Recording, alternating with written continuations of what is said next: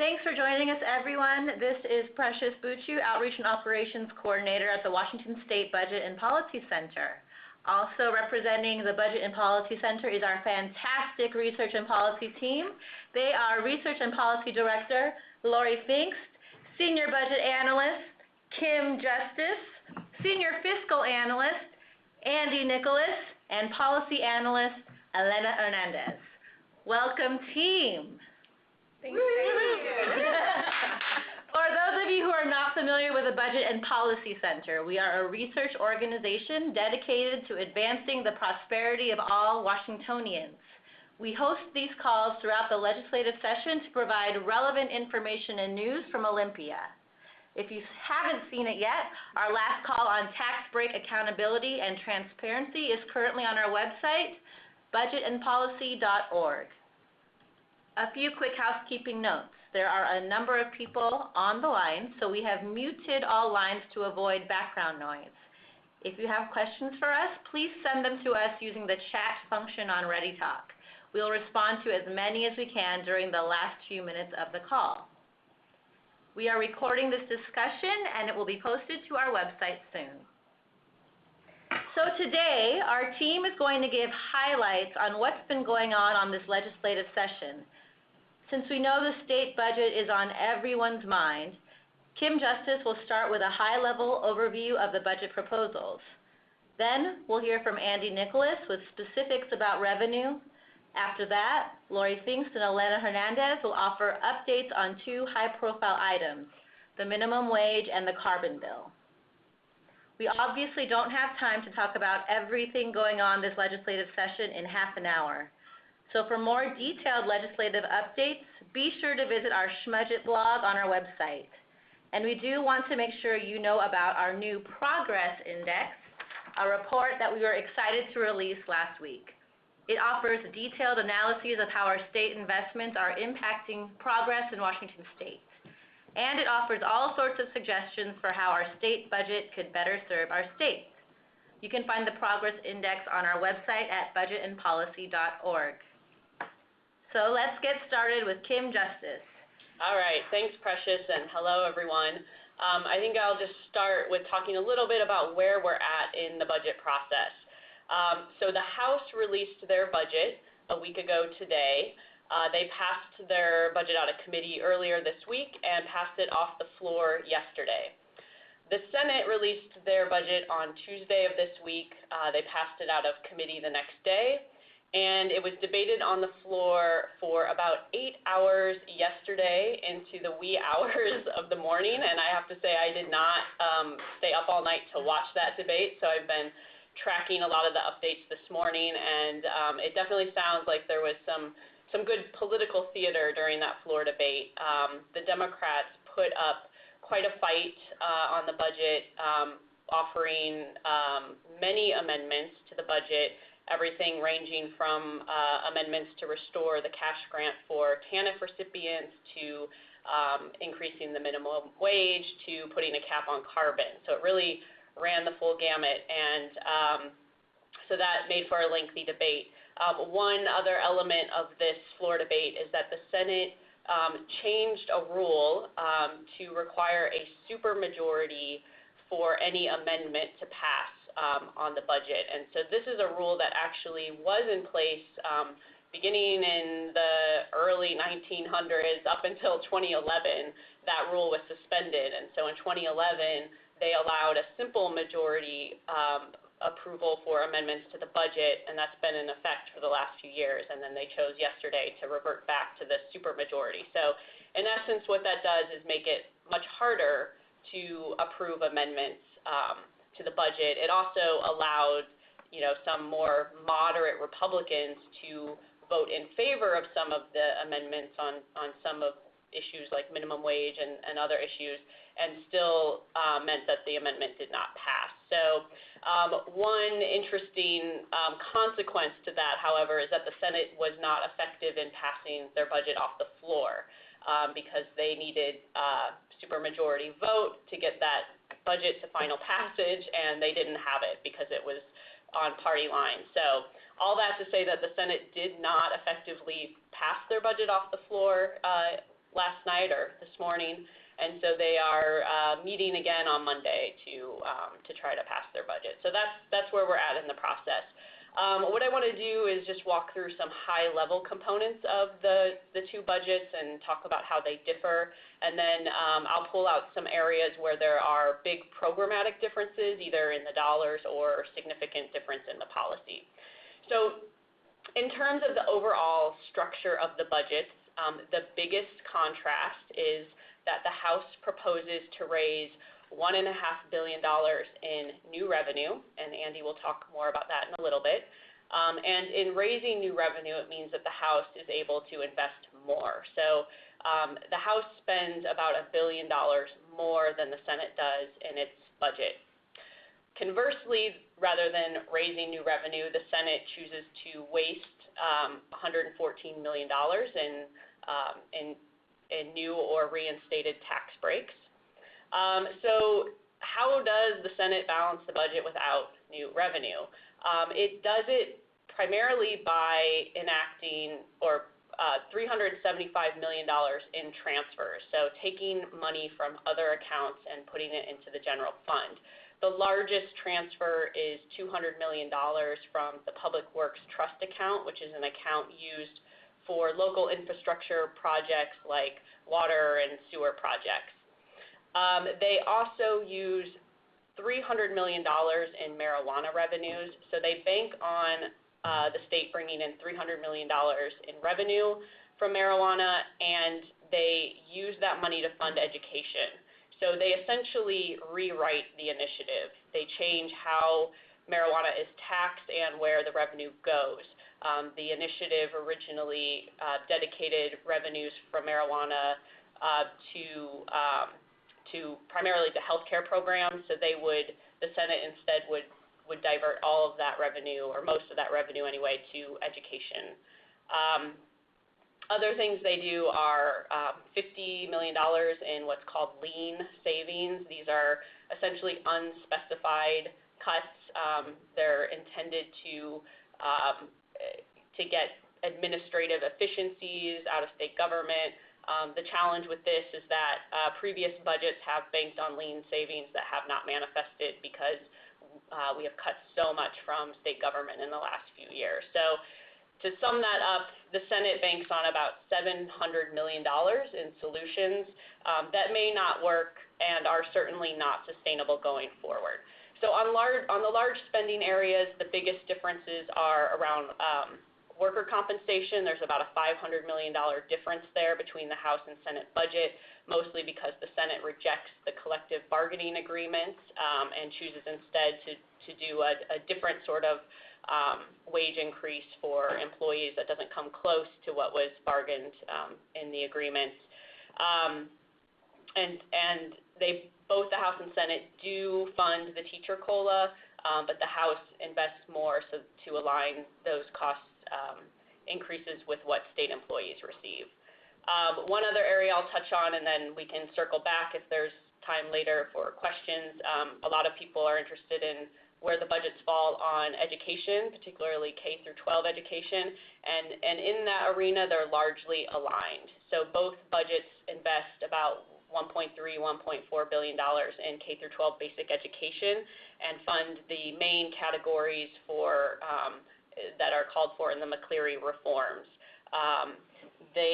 Both budgets also neglect to fund Initiative 1351 for lower class sizes, and that saves about $2 billion. So I'll stop there because I think we want to save time for others, but those are some of the main highlights on the budget. Thank you, Kim. Now let's turn to Andy Nicholas. Andy, can you give listeners an update on how revenue fared in the budget proposals? Thanks, Precious. Well, as Kim mentioned, this is definitely the area of the most stark contrast between the House approach and the Senate approach, where as the Senate does a net decrease in revenue by extending several costly tax breaks, which I'll talk about in a moment, the House, as Kim said, raises about $1.5 billion in this biennium, or in the coming biennium, through an array of policies. Many of you, and we were certainly pleased to hear that one of the key ways that they do that is by proposing to enact a new tax on some capital gains or profits from the sale of corporate stocks and other financial assets. The governor proposed a similar policy with his budget proposal late last year. And as many of you are aware, we've been calling for a state capital gains tax since late 2011. And again, we're just really pleased to see that that concept is gaining traction with policymakers in Olympia. Key differences between the House's proposal and the governor's proposal: the governor proposed to tax capital gains above $50,000 a year for a married couple or $25,000 for singles at a rate of 7%. And he also proposed a broader exemption on gains from the sale of a family home. There is already a very generous exemption at the federal level, $500,000 on gains, that's profits on the sale of your home. The governor would go above that and exempt that. In addition, if you owned a second or a rental property that you had lived in previously, that would be exempt as well. The House, by contrast, keeps the same exemption thresholds, $25,000 for singles and $50,000 for a married couple, but lowers the rate. They propose a 5% tax on those capital gains. And I would say I'm somewhat disappointed by that. There is no practical reason to go lower than 7%. There's no economic reason to be that there would be no difference between 5 and 7%. Yeah, you just get a little bit less revenue. So the governor's proposal would bring in almost $800 million per year. The House's will bring in closer, a little bit shy of $600 million. Other slight differences: the House hews to federal law when it comes to sales exemptions on the sales of the primary residences. So only the first $500,000 only is a bit subjective there. Under either plan, the vast majority of sales of a family home would be completely exempt under the tax, and under both proposals, less than 1.7% of Washingtonians would pay any additional taxes, and those who would almost exclusively be those in the richest 5% or 1% of the population. So it's a very progressive source of revenue. The other thing that the House does, or the other things that the House does to raise revenue, are to close 7 wasteful tax breaks, and as many of you know, we've been calling on them to close tax breaks for some time, and this would generate about $300 million. Real quickly, the breaks that they would close are a sales and use tax exemption that oil refineries claim, a preferential rate for travel agents, a preferential rate for resellers of prescription drugs, a preferential rate, business tax rate for royalty income that software companies pay on licensing income, and bottled water, a sales tax exemption on bottled water, a tax break for Oregonians. Oregonians who shop here don't have to pay sales tax. They would eliminate that. And a real estate excise tax exemption on banks on foreclosure sales. And then the final component, or significant component that the House does, is an increase in the business and occupation tax rate for service businesses. That rate would go from 1.5% to 1.8%, or a 0.3% surcharge.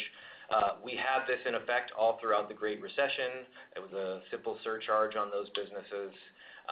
We've done this before. We know the sky doesn't fall when we do it. That raises $530 million for the next budget cycle. And in addition, the House would increase the small business tax credit from, it would exempt any business with less than $100,000 in gross receipts from the business and occupation tax, and even businesses up to $200,000 would still maintain some benefit under the program. And one final thing real quick that they do that is really a pretty interesting policy is they have gone to go very aggressive on out-of-state internet retailers. while Amazon is located here, other big retailers like Overstock and eBay, if you buy something off of those, you don't have to pay state and local sales taxes. And that's really unfair to local small businesses who do have to collect those. It puts them at a price disadvantage. They do a variety of policies designed to collect those revenues, and it's really a bold and interesting part of the package that I think deserves more attention. Obviously, a lot more to say on the revenue side, but we've got to give everyone a shot to talk about all the great things that are going on right now. So I'll go ahead and turn it back over to Precious. Thanks, Andy. Next, we have Lori Finks, who will talk about the minimum wage bill. Thanks, Precious. And I will be very brief. Many of you have probably followed the minimum wage debate happening this session. The House and the Senate both introduced legislation to raise the minimum wage to $12 an hour this year, and it was over 4 years instead of 3 years like the proposal last year. It did indeed make it through the House this year, which was a great victory. That milestone did not happen last year, so we were really pleased to see it make it through the House. And it got a hearing in the Senate, and that was early last week. There was a lot of pressure put on the Senate Labor Committee to bring it to a vote, but alas, they canceled the meeting and the bill died on Wednesday of last week. And it died along with a number of other important bills for family economic security, including paid sick and safe leave, which would guarantee that employees throughout Washington State would have some minimum of paid sick and safe leave days that they could take, as well as pay equity for women. So disappointed that those bills did not make it through, but the push continues, and the effort to move all 3 of those bills forward in the future is not going away. So that's a brief update on the minimum wage. Thank you, Lori. Now, Elena, can you fill us in about what happened with the carbon bill? Sure. So the Governor's Carbon Pollution Accountability Act, which would put a cap on carbon pollution and require that polluters purchase carbon allowances or permits, was not included in the House budget. And that took about $1 billion of new revenue off the table. So while the ultimate outcome wasn't entirely unexpected, the timing was a bit of a surprise. We did expect the carbon revenues to be a part of the budget conversation for at least a little longer. However, House leadership has committed to continuing the conversation around the carbon bill, and there's some potential that if an agreement is made, the carbon revenues could take the place of the B&O tax revenues that are included in the current House budget that Andy talked about briefly a little bit ago. So the conversation around the carbon bill and long-term strategy continues to evolve. Great, thank you, Elena. We'd now like to take questions from our listeners. If you have submitted a question already through the chat line, we'll get to those first. If you have not, please feel free to send us a question, and we'll do our best to get it in the remaining time we have. Okay, so we have a question. Can someone explain Senate Bill 6088? I understand it increases class size limit. Yeah, I think, this is Kim. I believe that's the bill that changes the program of basic education. I don't have bill numbers memorized, but that sounds like that's the bill being asked about.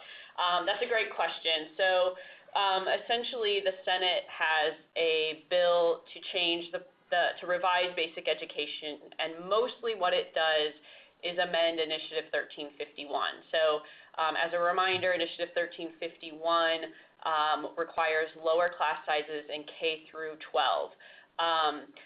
Both the House and the Senate fund lower class sizes in kindergarten through 3rd grade. That parallels with the requirements under the McCleary reform. So they both agree to do that.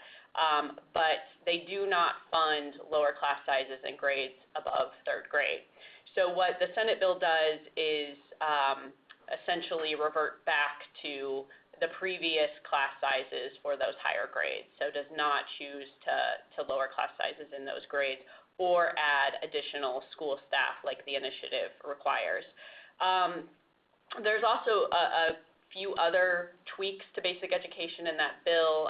They add some increases for parent involvement coordinators and guidance counselors, increased hours for the transitional bilingual instruction program. And interestingly, that bill essentially has a referendum clause, so they would send that out to the voters for approval. Thank you, Kim. Andy or Kim, do you have anything else to add on revenue or on the budget? Sure. Andy and I might have to fight over who gets the budget. I yield to Kim. I will just quickly kind of spotlight another area that I think is an interesting area of divergence between the two budgets, and policy really comes into play here, and that's around higher education. The House increases funding for the colleges and universities so that to provide enough funding for the institutions to then ask them to freeze tuition for the next 2 years. So that is their take on higher education. The House also invests some additional money for financial aid. The Senate, on the other hand, has a policy to reduce tuition by pegging tuition as a percent of the state average wage. So they invest significantly more in our colleges and universities in order to lower tuition. But they also, alongside that, reduce financial aid for students with low income. So there's some concern over that policy. While I think we would all agree lowering tuition is a great thing for students, the concerns really revolve around reducing financial aid for low-income students and concerns around going forward, the state being able to continually invest in higher education so that the schools can continue to lower tuition. So that's kind of a snapshot of that issue. I think it'll be an interesting one to track. I guess the major thing that I would bring up is that on the Senate side, as I mentioned, they extend or reenact a number of tax breaks. One of those, and the most costly, is a tax credit and sales tax exemption for research and development activities. And I would just say, one, this costs $72 million in the coming budget cycle, and more importantly, this is a proven failure of a program. This was a tax break that was reviewed extensively by the legislative auditor and a citizens commission, and in fact they even hired a fairly prestigious economics firm to do an analysis of it, and that firm found that the goal of the program was to increase jobs or employment in research and development, and as a result of the credit, it did so by less than 1%.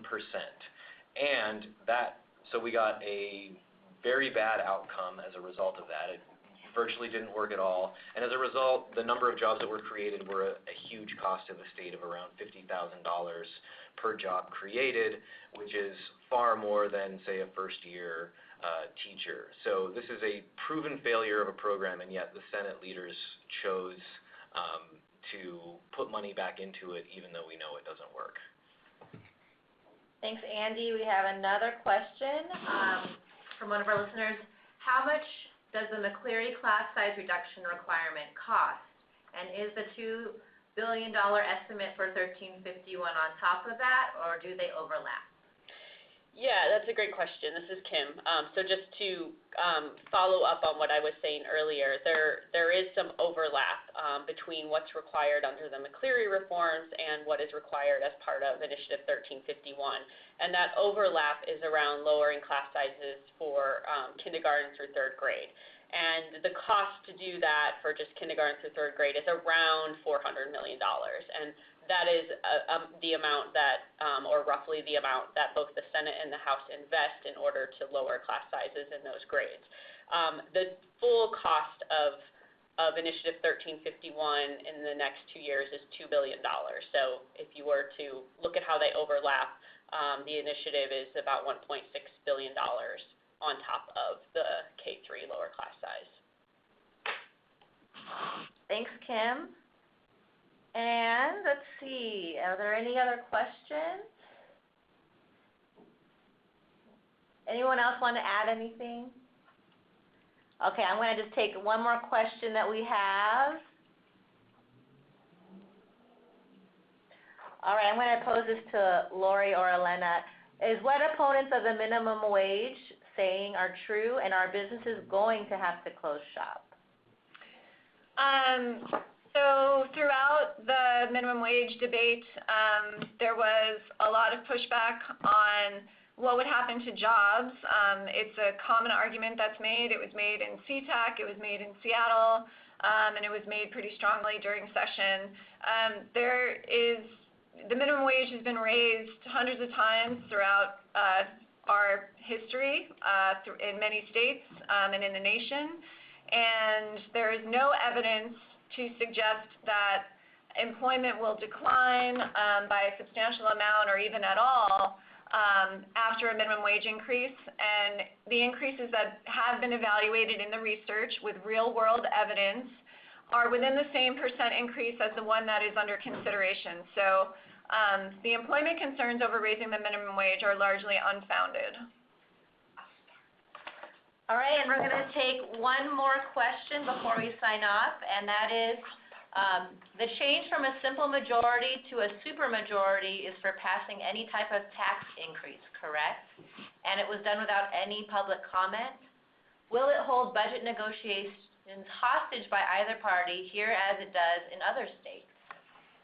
This is Kim. I'll just start and then let Andy fully answer that question. But just to make sure that we distinguish between two supermajority rules, the one I was mentioning at the beginning of the call is around amendments to the budget. So that rule was around requiring a supermajority of votes in order to approve amendments to the budget. There is a separate rule that passed at the beginning of session related to tax increases, and I'll let Andy answer that one. Yeah, so going back a few years, many of you may remember that we had an initiative that requires a supermajority or referendum to pass any tax increase in Washington state. That was thrown out as unconstitutional by the Washington State Supreme Court a couple of years ago. The Senate Republicans attempted to revive it this year in the form of a rule change. They said in order for a tax increase not only to pass out of the chamber, the Senate chamber, but even to get out of committee, it had to have a supermajority requirement to it. It turned out that the lieutenant governor wound up saying that violates the Constitution and threw it out. So that's no longer in effect. So the rules as they are right now is that it's still a simple majority to do a tax increase. But as Kim said, they recently did this rule on the budget overall, saying if you want to amend it, you need to have a supermajority vote on the floor. And just as an aside on that, California used to have that, and it was a complete nightmare, and the voters actually threw that out as an initiative in California because the budgets wound up being just what they were talking about in that question. Such, a small minority of people had the ability to basically politically get what they wanted in the budget. And so it's a failed policy and one that we have long been against, and we're glad to see it gone. Thanks, Andy. So we need to sign off now. Thank you all for joining us today, and many thanks to Lori Finks, Kim Justice, Andy Nicholas, and Elena Hernandez for participating in this call. And again, we hope you'll check out our recently released Progress Index report on our website. It's got a ton of helpful information, data, and analysis in it. And stay tuned to our website, budgetandpolicy.org, for a recording of this call. After you sign off, a survey will pop up on your screen, and we'd really appreciate if you'd give feedback. Thanks again for participating, and have a great weekend, everyone.